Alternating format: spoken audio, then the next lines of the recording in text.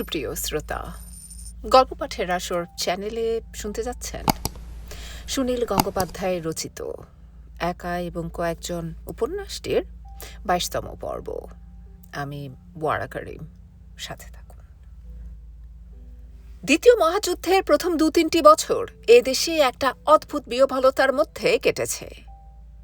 প্রথম সারির নেতারা প্রত্যেকে কিংকর্তব্য বিমূঢ় এবং সেটা ঢাকবার জন্য তাদের ছটফটানিও অত্যন্ত প্রকট হয়ে উঠল। যুদ্ধ যখন লাগবে লাগবে মনে হচ্ছিল, তখন সকলেরই মনে আশা জেগেছিল যে যুদ্ধ শুরু হয়ে গেলে একটা সাংঘাতিক কিছু ঘটবে। যুদ্ধ যখন সত্যি সত্যি শুরু হলো, তখন সবাই মুখ চাওয়াচাওয়ি করতে লাগলো। স্বরাজ এবার আসবেই, কিন্তু কোন পথে আসবে? স্বরাজ কি অর্জন করে নিতে হবে না? দেশের লোক একটা কিছু নির্দেশ পাবার জন্য অধীর, কিন্তু কোনো নির্দেশ নেই। মহাত্মা গান্ধী যুদ্ধটাকে নিলেন নৈতিক দিক থেকে। যে পরিচ্ছন্ন নীতি মানুষের আত্মাকে শুদ্ধ করে, সেই নীতিবোধ তিনি একটি দেশের দিকদিশারি হিসেবে গ্রহণ করতে চাইলেন। যদিও দেশের অধিকাংশ মানুষ জানে না দেশ কাকে বলে এবং রাষ্ট্রের কোনো আত্মা নেই। প্রায় ২৫০ বছর ধরে যে ইংরেজ সম্পূর্ণ অমানবিকভাবে ভারত শাসন ও শোষণ করল, সেই ইংরেজি শক্তিশালী জার্মানির সঙ্গে যুদ্ধে জড়িয়ে পড়ে বিপন্ন হওয়ায় গান্ধীজি জানালেন ইংরেজ এখন আক্রান্ত। এ সময় তাকে চাপ দেওয়া সুনীতির পরিপন্থী। দেশব্যাপী আইন অমান্য আন্দোলনেও তিনি সম্মতি দিলেন না, কারণ তার পরিণতি অরাজকতা ও ধ্বংস। তিনি বড়লাটের সঙ্গে চিঠি চালাচালি করতে লাগলেন।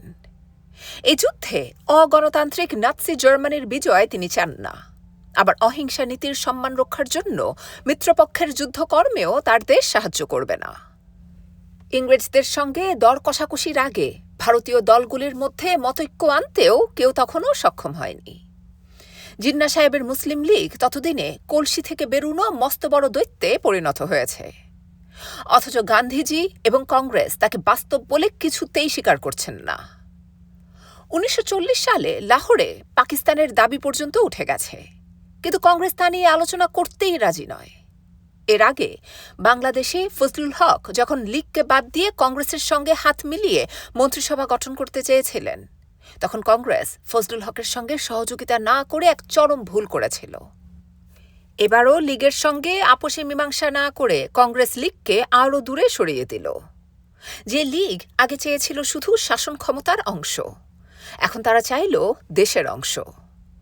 সাম্প্রদায়িকতার বিষবৃক্ষে এই সময়েই সত্যিকারের সার জল পড়ল। জিন্না সাহেব আরও শক্ত হলেন, পরিষ্কার জানিয়ে দিলেন যে শাসন ক্ষমতা হস্তান্তরের যে কোনো আলোচনা মুসলিম লীগকে বাদ দিয়ে হতে পারে না। ব্রিটিশ সরকারের পক্ষে এতে সুবিধা ছাড়া অসুবিধা বিন্দুমাত্র নেই। কংগ্রেসের মধ্যে নিজের অন্তর্দ্বন্দ্ব কিছুতেই আর মেটে না।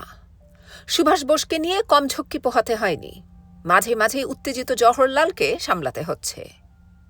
কংগ্রেস সভাপতি হিসেবে সুভাষবাবু বললেন, আমাদের উচিত হবে সরকারকে একটা চরম পত্র দেওয়া এবং নির্দিষ্ট সময়ের মধ্যে আমাদের জাতীয় দাবি পূরণ না করা হলে সারা দেশ জুড়ে আইন অমান্য আন্দোলন শুরু করা। সকল সাম্রাজ্যবাদ বিরোধী সংঘ প্রতিষ্ঠান, কৃষক শ্রমিক আন্দোলন, সকল চরমপন্থী দল মিলে ব্রিটিশ সাম্রাজ্যবাদের ওপর একযোগে চরম আঘাত হানতে হবে। সুভাষবাবুর কথাবার্তায় সন্ত্রাসবাদের গন্ধ। এতে কংগ্রেসের অহিংসার আদর্শে চিড় খায়। গান্ধীজি বলেছিলেন, অহিংসা আমার কাছে একটা আদর্শ, তোমরা যদি আদর্শ হিসেবে মেনে নিতে নাও চাও, পন্থা হিসেবে গ্রহণ করো। সুতরাং ওয়েলিংটন স্কোয়ারে কংগ্রেস ওয়ার্কিং কমিটির মিটিংয়ে সুভাষকে বেআইনিভাবে সরিয়ে দেওয়া হলো। রবীন্দ্রনাথ সুভাষের প্রতি সুবিচারের জন্য গান্ধীজিকে লিখলেন। উত্তরে গান্ধীজি বললেন, সুভাষকে নিয়ম মেনে চলতে বলুন। সুভাষকে তাতেও দমন করা যায় না। বাংলাদেশের প্রাদেশিক কংগ্রেস তিনি তখনও দাখিল করে আছেন। সেখান থেকেও তাকে বাদ দেবার পর তিনি প্ল্যাটফর্ম হিসেবে ফরওয়ার্ড ব্লক তৈরি করলেন। সারা দেশের যুব সমাজ তার কথা শোনার জন্য উদগ্রীব। যুদ্ধের গোড়ার দিকেই সুভাষ ঘোষণা করলেন, ডালহৌসি স্কোয়ারে হলওয়েলের যে কুখ্যাত স্মৃতিস্তম্ভ আছে, বাংলার যুব সমাজ সেটাকে উপড়ে ফেলে দেবে। বাংলার শেষ স্বাধীন নবাব সিরাজউদ্দৌলার নামে মিথ্যে কলঙ্ক লেপন করার জন্যই ব্রিটিশ সরকার ওই স্মৃতিস্তম্ভ বানিয়ে রেখেছে। তিনি নিজে প্রথম আঘাত হানবেন ওই মিথ্যার স্তম্ভে। সারা দেশে বিপুল উদ্দীপনার সৃষ্টি হয়ে গেল এই আহ্বানে। এবং এমনই এক প্রশ্ন যেখানে হিন্দু মুসলমানের কোনো মতান্তর নেই।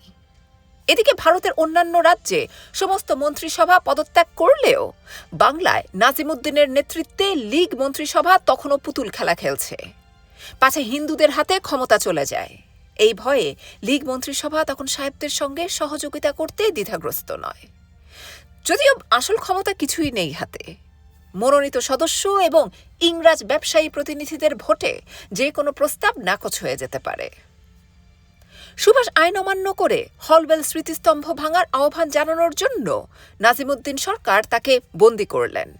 সমস্ত দেশ প্রতিবাদে ফেটে পড়ল।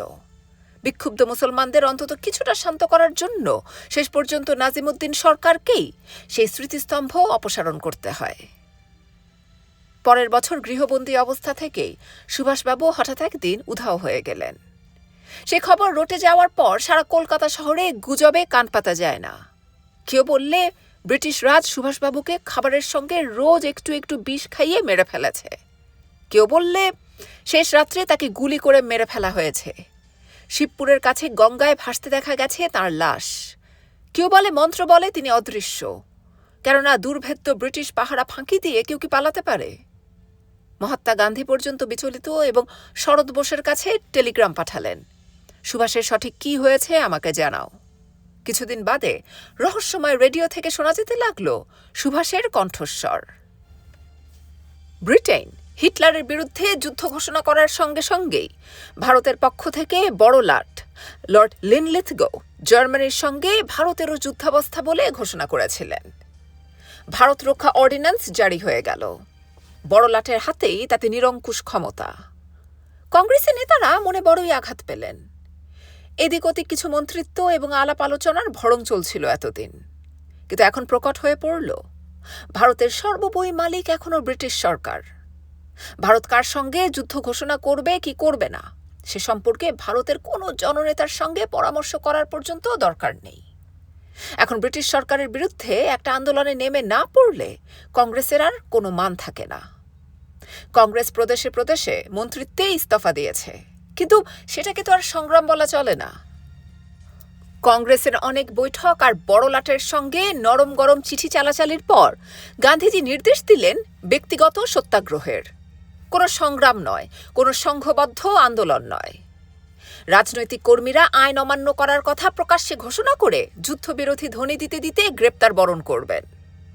যে সময় দেশের সাধারণ মানুষ পথনির্দেশ পাবার জন্য উন্মুখ, সে সময় জননেতারা প্রায় বিলাসিতার সঙ্গে কারাগারের অভ্যন্তরে থাকাই মনস্থ করলেন। দেশব্যাপী একটা নৈরাশ্যের দীর্ঘশ্বাস শোনা গেল। কংগ্রেসের এই জেল ভরানোর সিদ্ধান্তে লর্ড লিনলিথগো হো হো করে হেসে উঠেছিলেন কিনা ইতিহাস তার কোনো দলিল রাখেনি। জিন্না সাহেব নাক কুচকে উঠেছিলেন কিনা সে সম্পর্কেও কোনো প্রত্যক্ষদর্শীর বিবরণ নেই। তবে জিন্না সাহেব এই সুযোগে প্রচার করেছিলেন যে, দেখো কংগ্রেস কত পৌরুষহীন, সে আসলে স্বাধীনতা চায় না, ইংরেজের সঙ্গে একলা একলা একটা সমঝোতা করে মুসলমানদের দমিয়ে রাখতে চায়। এই প্রচারে বহু জাতীয়তাবাদী মুসলমানও লীগে যোগ দিয়েছিল। স্বাধীনতার সংগ্রাম শুরু করবে আর কে? সশস্ত্র বিপ্লবী দলগুলি 1935-এর পর থেকে বেশ দুর্বল হয়ে পড়েছে। অনেকেই এসে আশ্রয় নিয়েছে কংগ্রেসের ছত্রছায়ায়। সবে এইটুকু অন্তত উপলব্ধি করেছিল যে একটা বিরাট আয়োজন ছাড়া এ সময় সংগ্রাম সার্থক হতে পারে না, এবং কংগ্রেসের মতন এত বড় একটা দলের নেতৃত্ব ছাড়া সে বিরাট দায়িত্ব আর কে নিতে পারে। এরা সবাই কংগ্রেসের মুখের দিকে হাঁ করে তাকিয়ে রইল এবং নিরাশ হতে লাগল। ব্যক্তিগত সত্যাগ্রহে হাজার হাজার কর্মী যখন কারারুদ্ধ, তখন গান্ধীজি বললেন, আপাতত আমাদের বাকস্বাধীনতা নিয়ে সন্তুষ্ট থাকতে হবে। এ সংগ্রাম খুব তাড়াতাড়ি শেষ হবে না। যাদের নিজেদের স্বাধীনতাই আজ বিপন্ন, তাদের বিরুদ্ধে আমরা কেমন করে স্বাধীনতার জন্য সংগ্রাম করব? ইংরেজের কি এখন সে সময় আছে?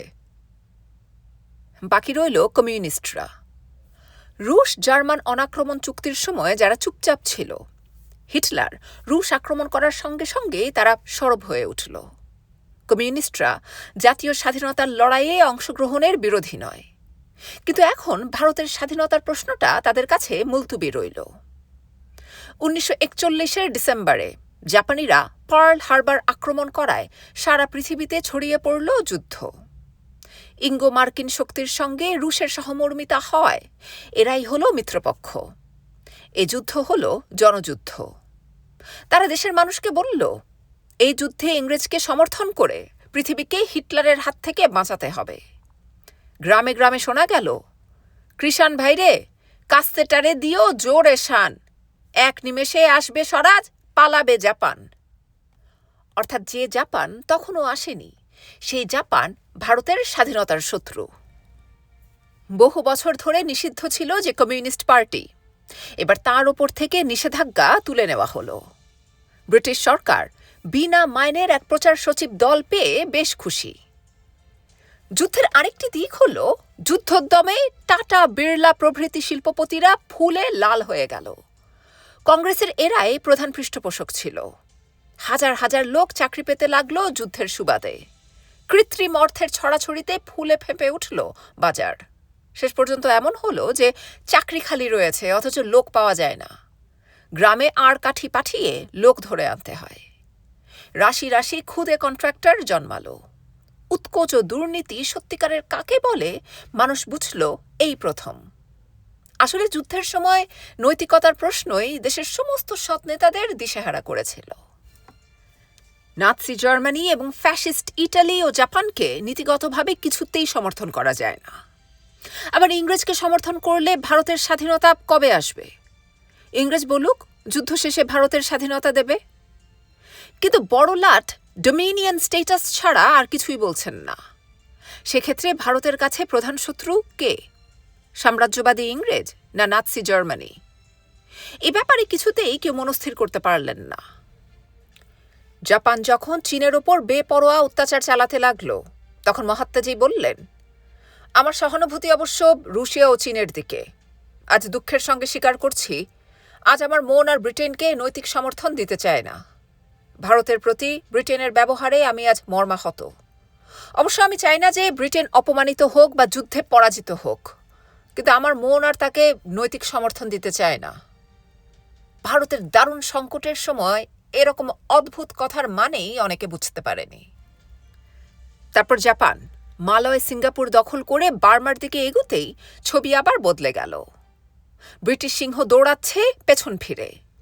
এই দৃশ্যে অনাহার ও ম্যালেরিয়া জীর্ণ ভারতবাসীরও খানিকটা আরাম হয়। শত্রুকে বন্ধু বলে মেনে নিতে ইচ্ছে হয় অনেকের। সংবাদপত্রে নিদারুণ সেন্সরশিপ থাকা সত্ত্বেও এই খবর ছড়িয়ে পড়ল যে সুভাষবাবু একদিন সৈন্যবাহিনী নিয়ে ভারত অভিযানের জন্য প্রস্তুত হচ্ছেন। ইংরেজ অবশ্য সুভাষবাবুর মিথ্যে মৃত্যু সংবাদ ছাপিয়ে বিভ্রান্তি সৃষ্টির চেষ্টার কসুর করেনি, এবং এ কথাটাও সুকৌশলে রটানো হয়েছিল যে দেশদ্রোহী সুভাষ জাপানিদের পথ দেখিয়ে আনছে। সুভাষবাবু যে সম্পূর্ণ ভারতবাসীদের নিয়ে গঠিত এক সেনাবাহিনীর অধিনায়ক, সে কথা জানানো হলো না। লেনিন জার্মানির সহায়তায় রাশিয়াতে ছুটেছিলেন, আর জাপানিদের সাহায্য নিয়ে সুভাষ দেশ উদ্ধারে এগিয়ে আসার সময় কংগ্রেস কমিউনিস্টরা একসঙ্গে তার নিন্দে করল। জওহরলাল বললেন, বাইরে থেকে যারাই ভারত আক্রমণ করুক, আমি নিজে তলোয়ার হাতে নিয়ে তাদের বাধা দেব। গান্ধীজি বললেন, জাপানিরা মুক্তিদাতা হিসেবে আসবে না, আসবে লুঠের বখরা নিতে। সুতরাং সুভাষবাবুকে সমর্থন করার কোনো প্রশ্নই ওঠে না। যুদ্ধের পুরো চাপটা পড়ল বাংলাদেশে।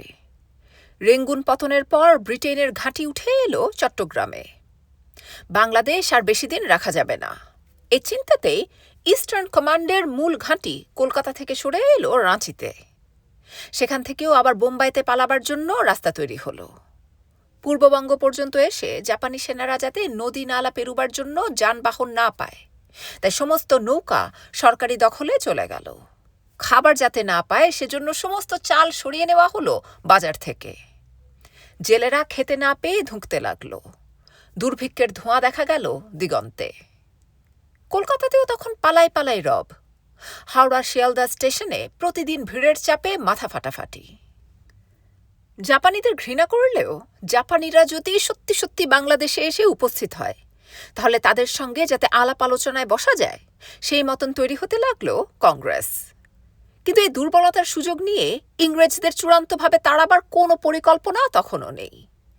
গান্ধীজি তখনও কুইট ইন্ডিয়া স্লোগান তোলেননি। সর্বভারতীয় নেতৃত্বের যখন এই অবস্থা, তখন দেশের বিভিন্ন স্থানে কিছু ছোট ছোট দল মরণপণ করে ব্রিটিশের বিরুদ্ধে ঝাঁপিয়ে পড়ার ব্রত নিয়েছিল। তাদের না ছিল সংগঠন, না ছিল শক্তি, কিন্তু তারা বহুকাল ঘর ছাড়া, ঘরে ফেরার টান আর নেই। স্বাধীনতার স্বপ্ন একটা দুর্জয় স্নেহের মতন তাদের চোখে লেগে আছে। তারা আর কিছু দেখতে পায় না। নিজেদের ক্ষমতা তারা বোঝে না, মনে করে নিজের প্রাণ দেওয়াই বড় কথা। একটা প্রাণ গেলে আরও 10টা প্রাণ এগিয়ে এসে জায়গা নেবে।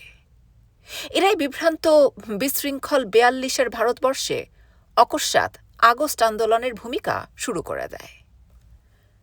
শিয়ালদার মেসে গভীর রাত্রে মিটিং সেরে ব্রজগোপাল এবং তার দলবল ছড়িয়ে পড়লেন ব্ল্যাক আউটের কলকাতায়। এখন ওদের গ্রামে ছড়িয়ে পড়তে হবে। ব্রজগোপাল সূর্যর কাঁধে হাত দিয়ে এআরপির দৃষ্টি এড়িয়ে চুপিসারে হাঁটতে লাগলেন। জাপানিরা আসছে, জাপানিরা আসছে, এই রব উঠে গিয়েছিল চতুর্দিকে। মালয়, সিঙ্গাপুরে জাপানিরা যে কি বিভৎস অত্যাচার চালাচ্ছে, ব্রিটিশ সংবাদপত্রগুলিতে তার রগরগে বর্ণনায় সাধারণ মানুষের মনে দারুণ আতঙ্ক। অবশেষে সত্যি একদিন জাপানিরা এলো। রাতের অন্ধকারে কয়েকখানা জাপ বোমারু বিমান উড়ে এসে দুটো মাঝারি সাইজের বোমা ফেলে চলে গেল। সে বোমা বর্ষণের মধ্যে কোনো উদ্দেশ্য বা পরিকল্পনা আছে বলেও মনে হলো না। এমনিতেই যেন খেলার ছলে একটু রঙ্গ করে যাওয়া। বোমা দুটি পড়ল হাতিবাগান বাজারে এবং দর্জি পাড়ার ভর লেনের একটি বাড়িতে। কলকাতায় এত ভালো ভালো জায়গা থাকতে ওই রকম সাদামাটা জায়গায় বোমা ফেলার কি মানে হয় কেউ বুঝল না। অনেকে বলা বলি করতে লাগলো টার্গেট ভুল হয়েছে, কিন্তু দুর্ধর্ষ জাপ বৈমানিকেরা এমন কাঁচা ভুল করবে তাও ঠিক বিশ্বাস করা যায় না। বোমা বর্ষণে হতাহত অতি সামান্য। হাতিবাগান বাজারের কাছাকাছি তখন একটা মোষের খাটাল ছিল। গুটি 50 মোষের মাঝখানে আচমকা বোমা পড়ায় তাদের অসম্ভব বিমহড় চিৎকার শোনা গেছে বহু দূর থেকে। বোমার আওয়াজের চেয়েও অতগুলি মুমূর্ষ মহিষের কাতরানির আওয়াজ স্থানীয় লোকেদের মনে গেঁথে গিয়েছিল অনেক দিনের জন্য। কলকাতায় এর আগে থেকেই সাইরেন বাজে। সকালে, দুপুরে, সন্ধ্যায়, কোনো সময় অসময় নেই। সাইরেন বাজলে বাড়ির সব লোক দুদ্দার করে এসে একতলার ঘরে কিংবা সিঁড়ির নিচে এসে জমায়েত হয়। কেউ কেউ গয়নার বাক্স নিয়ে আসে। অল ক্লিয়ার না বাজা পর্যন্ত প্রাণ ও গয়নার বাক্স হাতের মুঠোয়। রাস্তায় রাস্তায় তৈরি হয়ে গেছে ব্যাফেল ওয়াল বা বিফল প্রাচীর। শ্যামপুকুরের মাঠে ট্রেঞ্চ কাটা হয়েছে। এইসব প্রস্তুতি মানুষের মনে ভীতি জাগায়। যুদ্ধ চলবে এক বিদেশি শক্তির সঙ্গে আরেক বিদেশি শক্তির। ভারতবাসীর পক্ষে এই যুদ্ধে প্রাণ দেওয়ার মধ্যেও কোনো গৌরব নেই। সত্যি সত্যি বোমা পড়ার পর কলকাতার লোক দলে দলে পালাতে শুরু করল। সারাদিন ধরে ট্যাক্সি, রিক্সা, ঘোড়ার গাড়ি, ঠেলা গাড়ি বোঝায় মানুষজন যাচ্ছে শিয়ালদা আর হাওড়া স্টেশনের দিকে। হাওড়া স্টেশনের দিকেই বেশি ভিড়। যানবাহনের রেট হলো আকাশ ছোঁয়া। মৃত্যু ভয় পাওয়া মানুষ যে কত স্বার্থপর ও নীচ হয় তা বোঝা যায় এই সময়ে। ঠেলাঠেলি, মারামারি, রুগ্ন, শিশু, বৃদ্ধ কিংবা মহিলার প্রতি কোনো দাক্ষিণ্য নেই। সবাই আগে যেতে চায়। এ ওর ঘাড়ের ওপর দিয়ে, এ ওকে মারিয়ে আগে যাবে। প্রতিদিন ভিড়ের চাপে 2-1 জন মারা যায়। সিরাজউদ্দৌলার কলকাতা আক্রমণের পর জাপানিদের আক্রমণের আশঙ্কায় এই দ্বিতীয়বার কলকাতার নাগরিকদের শহর ছেড়ে পলায়ন। কলকাতায় সাধারণত বাইরে থেকেই অনবরত লোক আসে। কলকাতার লোক দল বেঁধে কখনো এমনভাবে শহর ছাড়ে না। তাই এই দৃশ্য অনেকের কাছেই অভূতপূর্ব। শহর ছেড়ে যারা গেল তারা অন্য শহরে আশ্রয় নেবার বদলে ছড়িয়ে পড়ল গ্রাম দেশে। বিদেশি সৈন্য এসে গেলে শহরের বদলে গ্রামাঞ্চলই অপেক্ষাকৃত নিরাপদ। বহু গ্রামে এই প্রথম দেখা গেল হাতে ঘড়ি ও পকেটে ফাউন্টেন পেন গোজা বাবুদের। বেনি ঝোলানো তরুণীরা হিল তোলা জুতো পরে হাঁটে কাঁচা রাস্তায়। অনেক গ্রামে এই প্রথম শোনা গেল কলের গান। গেও নদীর পাশে বসে সপ্রতিভ চেহারার শহুরে যুবক গেয়ে ওঠে পঙ্কজ মল্লিকের সুরে মুক্তি সিনেমার গান। দিনের শেষে ঘুমের বেশে ঘোমটা পড়া ওই ছায়া, ভুলালো রে ভুলালো মোর প্রাণ। কলকাতার প্রাচীন বাসিন্দারা তাদের 3-4 পুরুষ আগে যে গ্রাম থেকে এসেছিল সেই গ্রামে গিয়ে আশ্রয় নিল।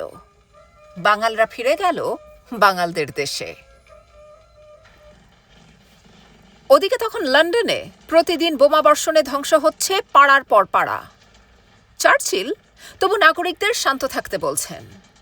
সেই সময় শোনা গিয়েছিল তার বিখ্যাত সাহসোক্তি, "We shall fight in the houses, we shall fight in the streets." Joseph স্ট্যালিনের ছেলে নাৎসিদের হাতে ধরা পড়ে হিটলারের কনসেন্ট্রেশন ক্যাম্পে নির্যাতিত হচ্ছে, এই খবর রটে গেল। ছেলেকে মুক্ত করার প্রসঙ্গ উত্থাপিত হলে স্ট্যালিন বললেন, "আমার হাজার হাজার লক্ষ লক্ষ ছেলে রাশিয়ার জন্য লড়াই করছে, এখন একটা ছেলের জন্য চিন্তা করার সময় নেই।" এদিকে আমেরিকার সরকার এবং ব্রিটেনের লেবার পার্টির চাপে ভারতের নেতাদের সঙ্গে একটা কিছু বোঝাপড়ার জন্য ক্রিপস মিশন এসেছে দিল্লিতে। ভারতীয় নেতারা দর কষাকষি করছেন যুদ্ধ শেষ হলে কতটুকু ক্ষমতা হস্তান্তরিত হবে। জাপানিদের জয় সম্পর্কে অনেকটা বোধহয় নিশ্চিন্ত হয়েই গান্ধীজি ব্রিটিশ মিশনের উদ্দেশ্যে মন্তব্য করলেন, "একটা ফেল পড়া ব্যাংকের পোস্ট ডেটেড চেক নিয়ে কী লাভ?" আর সুভাষবাবু বিদেশে বন্দী ভারতীয় সৈন্য ও প্রবাসী ভারতীয়দের নিয়ে একটা সৈন্যবাহিনী গড়ে তুলছেন।